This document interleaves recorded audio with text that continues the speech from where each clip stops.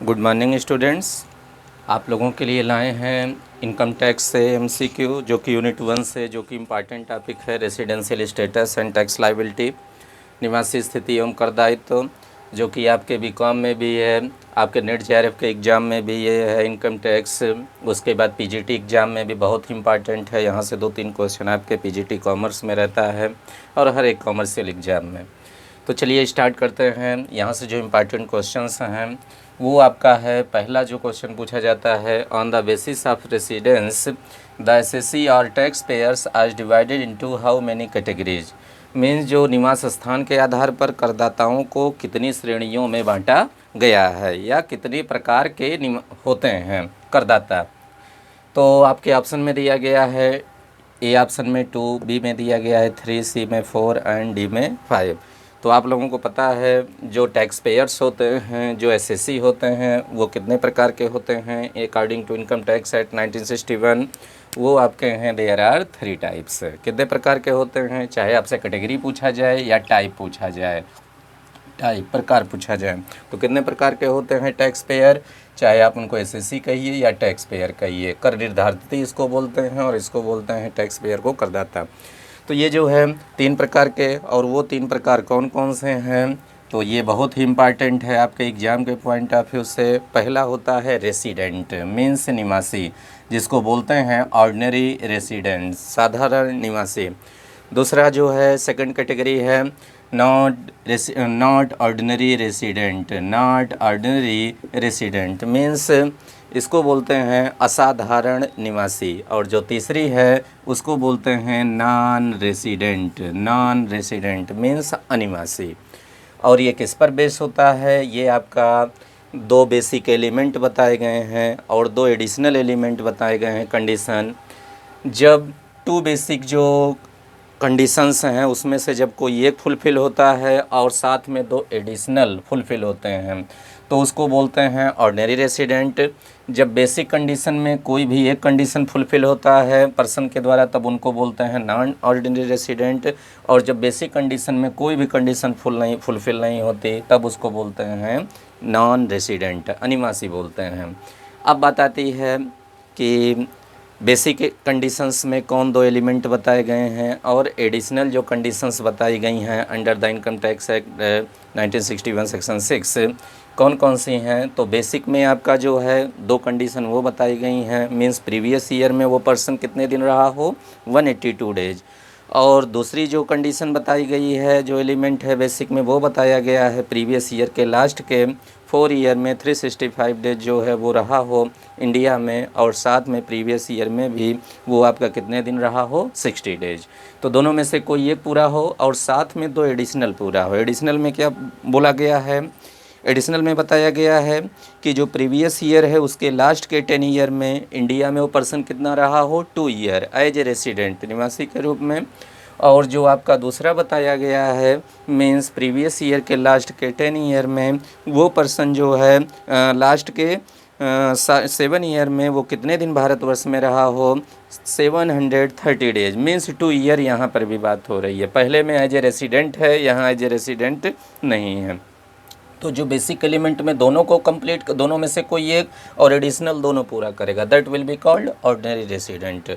जो आपका है केवल बेसिक एलिमेंट्स में कोई एक कंडीशन फुलफ़िल करता है, एडिशनल को नहीं पूरा करता, that will be called not ordinary resident, असाधारण निवासी। और नॉन रेसिडेंट किसे कहते हैं, जो कि बेसिक एलिमेंट में कोई भी कंडीशन को फुलफ़िल नहीं करता। Very very most important for your BCom point of view and for your all type of competition point of view, specially those competitive students, commercial student who are going to appear in the PGT commerce exam and for the commerce net exam। यहाँ पर बहुत ही ये popular question है, बार बार पूछा जाता है। अब देखिए इसी से ही रिलेटेड सब क्वेश्चन है, अगर ये आप तीनों समझ लिए हैं तो रेसिडेंशियल स्टेटस में आपको कोई भी दिक्कत नहीं होगी। सेकंड क्वेश्चन पूछा जाता है, in which section of the income tax act 1961 rules regarding residential status of an SSC is given. Means आयकर अधिनियम की 1961 की किस धारा में निवासी स्थिति के नियमों को वर्णित किया गया है। तो आपको पता ही है वो किस सेक्शन में है, सेक्शन 6 में बताया गया है, दैट इज गिवन धारा 6 में बताया गया है, सेक्शन 6 धारा 6 में बताया गया है। नेक्स्ट आपका है question number 3, every year the residential status of an assessee और टैक्स पेयर मीन्स करदाता की जो निवासी स्थिति होती है प्रत्येक वर्ष, उसमें वाई क्या वेरिएशन रहता है, मीन्स वो फिक्स्ड रहती है, वेरिएबल रहती है, चेंज होती रहती है, नहीं चेंज होती है, क्या है। चलिए ऑप्शन में देखते हैं। जो आपके 4 ऑप्शन दिए गए हैं, पहला दिया गया है विल नॉट चेंज, नहीं बदलती, कभी नहीं बदलती निवासी स्थिति, हमेशा वो निवासी रहेगा, हमेशा वो साधारण निवासी रहेगा, हमेशा वो अनिवासी रहेगा। दूसरा ऑप्शन दिया गया है विल चेंज, बदल सकती है। तीसरा दिया गया है विल एब्सोल्युटली चेंज, निश्चित रूप से बदलती है। और चौथा दिया गया है नन ऑफ दीज। तो आपको पता है जो रेसिडेंशियल स्टेटस होता है, जो निवासी स्थिति होती है, वो हमेशा क्या होती है, चेंज होती रहती है। तो इसमें कौन सा ऑप्शन सही होगा, बदल सकती है, विल चेंज। जैसे अगर दोनों बेसिक एलिमेंट में से कोई एक फुलफिल हो रहा है और दोनों एडिशनल, तो वो हमेशा कौन सा पर्सन कहलाएगा, ऑर्डिनरी रेसिडेंट और रेसिडेंट, साधारण निवासी या निवासी उसको बोला जाएगा। बेसिक एलिमेंट्स में कोई एक पूरा हो जा रहा है लेकिन एडिशनल कंडीशन नहीं फुलफिल हो रही है कोई भी, तब वो क्या होगा, नॉन ऑर्डिनरी रेसिडेंट, उसको अधारण निवासी बोला जाएगा। और जब बेसिक एलिमेंट्स में कोई भी कंडीशन नहीं फुलफिल हो रही है, तब ऐसे पर्सन टैक्स पेयर को क्या बोला जाएगा, नॉन रेसिडेंट, मीन्स अनिवासी जिसको बोलते हैं। तो क्या होगा, ऑलवेज चेंज, ये हमेशा बदलती है। नेक्स्ट जो है आपका 4th क्वेश्चन, वो आपका है which of the following will be responsible for higher income tax pay. ये अभी असिस्टेंट प्रोफेसर के एग्ज़ाम में भी पूछा गया था आप लोगों से, और आप लोगों से भी पूछा जा सकता है। निम्नलिखित में से कौन अत्यधिक आयकर के भुगतान के लिए उत्तरदायी होता है, मीन्स सबसे ज़्यादा टैक्स कौन पे करता है, रेसिडेंट पे करता है कि नॉन ऑर्डिनरी रेसिडेंट पे करता है कि नॉन रेसिडेंट करता है। मीन्स सबसे ज़्यादा टैक्स निवासी पेमेंट करता है कि असाधारण निवासी पेमेंट करता है या अनिवासी करता है। तो आपको पता है जो रेसिडेंट होता है, जो सिटीजन होता है, जो साधारण निवासी होता है, जो भारत का नागरिक होता है, वो हर एक टाइप के जो है इनकम्स पर, चाहे वो इंडिया में हो इंडिया से बाहर हो, वो टैक्स के लिए रिस्पॉन्सिबल है। तो सबसे ज़्यादा टैक्स कौन, जो आपके इनकम टैक्स में 8 आइटम्स बताए गए हैं, 8 मदें बताई गई हैं, income secured in India, outside India, accrued, not accrued, ये सर आपका जो बताया गया है ये किसके लिए है, जो 8 आइटम्स, हर एक पर टैक्स कौन पे करता है, आपका ऑर्डिनरी रेसिडेंट। तो सबसे ज़्यादा इनकम टैक्स कौन भुगतान करने के लिए उत्तरदायी है, ordinary resident. Ordinary resident means साधारण निवासी, नॉट ऑर्डिनरी रेसिडेंट मीन्स असाधारण निवासी, नॉन रेसिडेंट मतलब अनिवासी, ऑल ऑफ दीज मतलब उपरोक्त में से सभी।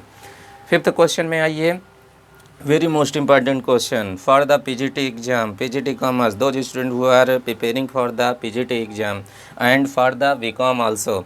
Determine the status of Allahabad central university, जो इलाहाबाद केंद्रीय विश्वविद्यालय है उसकी जो है स्थिति का निर्धारण करें, वो किसके अंतर्गत आता है।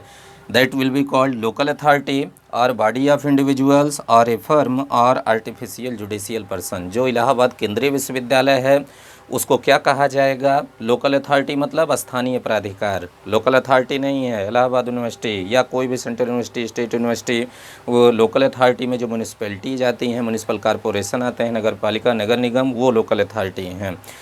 दूसरा जो है बॉडी ऑफ इंडिविजुअल्स, मीन्स लोगों का जो समूह है, ये भी नहीं है बॉडी ऑफ इंडिविजुअल।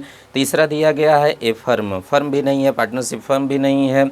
और चौथा जो है आर्टिफिशियल जुडिशियल पर्सन, मीन्स कृत्रिम न्यायिक व्यक्ति। तो क्या है Allahabad central university, that will be called artificial judicial person, कृत्रिम न्यायिक व्यक्ति।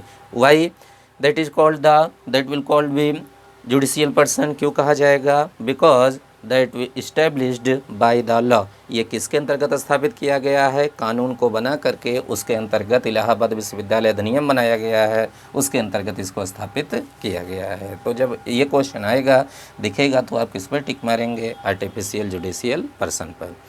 नेक्स्ट आपका जो है, जो बहुत ही कंफ्यूजिंग, बहुत ही इम्पॉर्टेंट जो क्वेश्चन है, very most important for your all type of competition point of view, वो आपका 6th क्वेश्चन है। अगर ऊपर आप समझ गए होंगे बेसिक एलिमेंट्स और उसके बाद एडिशनल एलिमेंट, तो यहाँ से आपके घुमा फिरा के 5-6 टाइप से क्वेश्चन पूछा जाता है आपके एग्जाम में, कंपटीशन में। Any person who fulfils the any one basic condition, देखिए नाम आ गया, any one basic condition, and देखिए जुड़ा हुआ है, एंड और both additional condition means basic elements में कोई एक पूरी होती हो और एडिशनल में अतिरिक्त शर्तों में दोनों पूरी होती हो, तो उसको क्या कहा जाएगा? दिया गया है रेसिडेंट और ऑर्डिनरी रेसिडेंट मीन निवासी या साधारण निवासी। दूसरा दिया गया है नॉन ऑर्डिनरी रेसिडेंस मीन्स असाधारण निवासी। तीसरा दिया गया है नॉन रेसिडेंट मीन्स अनिवासी। और चौथा दिया गया है नन ऑफ दीज, उपरोक्त में से कोई नहीं।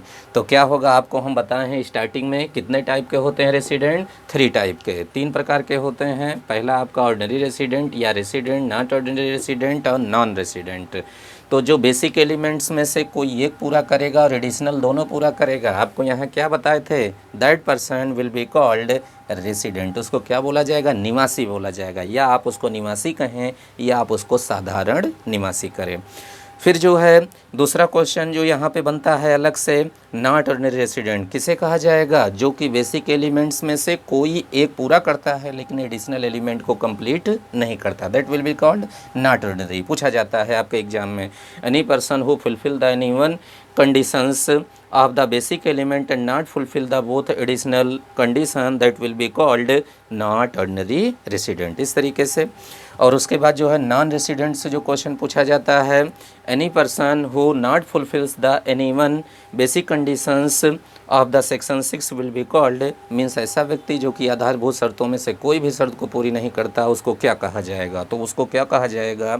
Non resident. बहुत इंपॉर्टेंट है ये आपका पूरे इनकम टैक्स में, यहाँ से आपका क्वेश्चन बनता ही बनता। मोस्ट कन्फ्यूजिंग, अच्छे लोग इस क्वेश्चन को गलत कर देते हैं, तो आप लोग जो है कन्फ्यूजन में ना रहिए, इसीलिए आपको फर्स्ट क्वेश्चन में भी चीज़ों को समझा रहे हैं और 6th क्वेश्चन में भी आप लोगों को बताएं।